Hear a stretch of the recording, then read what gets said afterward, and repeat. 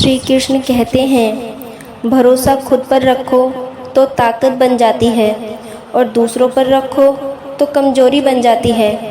आप कब सही थे इसे कोई याद नहीं रखता, लेकिन आप कब गलत थे इसे सब याद रखते हैं। छल करोगे तो छल मिलेगा, आज नहीं तो कल मिलेगा। अगर जियोगे ज़िंदगी सच्चाई से तो सुकून हर पल मिलेगा। हर कीमती चीज़ को उठाने के लिए झुकना ही पड़ता है। माँ और पिता का आशीर्वाद इनमें से एक है।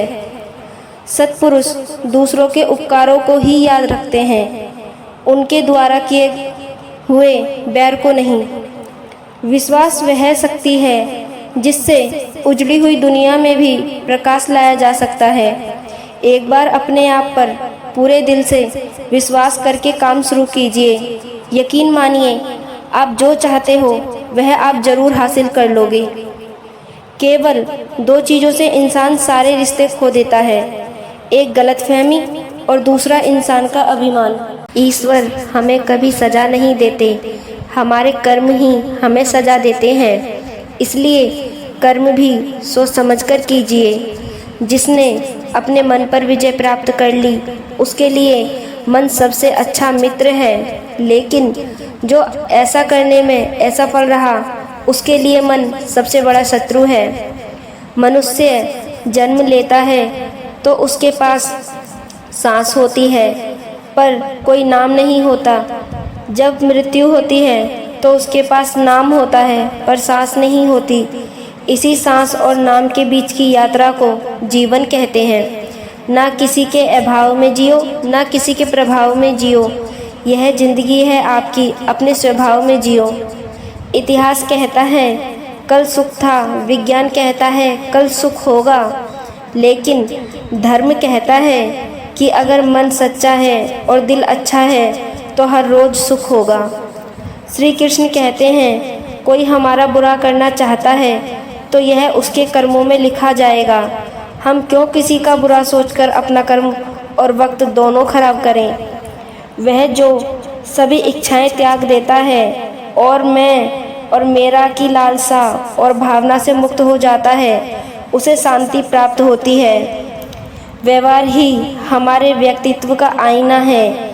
इस व्यवहार का जितना इस्तेमाल करोगे आपकी चमक उतनी ही बढ़ती जाएगी।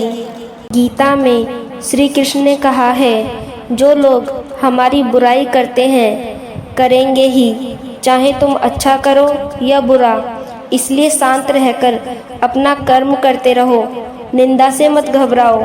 निंदा उसी की होती है जो जिंदा है, मरने के बाद सिर्फ तारीफ होती है।